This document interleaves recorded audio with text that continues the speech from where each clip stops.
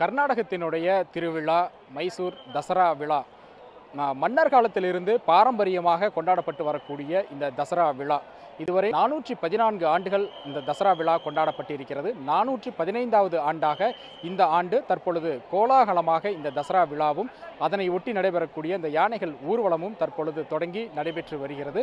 கடந்த 22ஆம் தேதி, அதாவது கடந்த மாதம் 22ஆம் தேதி சாமுண்டீஸ்வரி மலையில் இந்த விழாவானது தொடங்கியது. வழக்கமாக அந்த 9 நாட்கள் நடைபெறக்கூடிய இந்த விழா இந்த ஆண்டு 10 நாட்கள் நடைபெற்றது.